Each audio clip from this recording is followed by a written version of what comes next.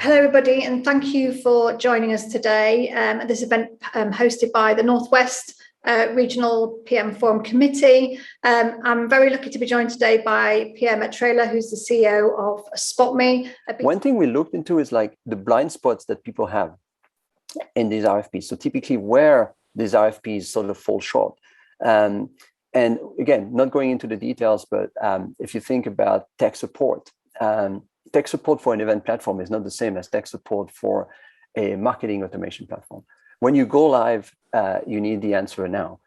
We know event marketing was ranked like, I think, the top 3 most stressful jobs in the world. Your tech support needs to answer within seconds. Typically 30 seconds is the benchmark. What does good look like? What are the benchmarks? And actually, what can people do to create a really engaging client event? And actually, what are the things that you've seen work well, Pierre? Make sure you stay clear of what we call vanity metrics.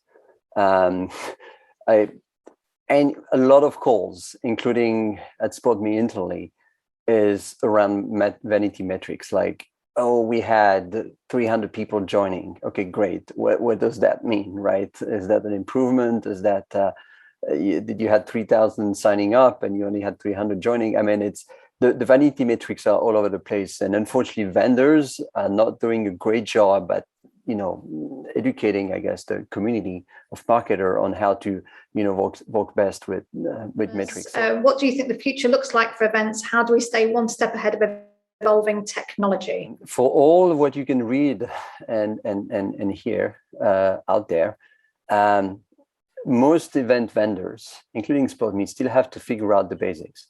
I'm sorry to say this, but nobody has figured out, for example, the proper way to run a fully hybrid event where you can literally beam a virtual participant onto the stage, whatever that means. But that's something like, how do I bring my virtual audience to the same level as the in-person audience? How do I make sure, I think Matt mentioned this earlier, I think he said, our directors, our leadership is certainly realizing how much more they can do with all these people who couldn't join, but now they can join.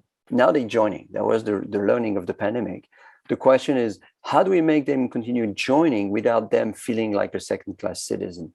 And that's going to be the biggest challenge, and also probably where the most innovations are going to come.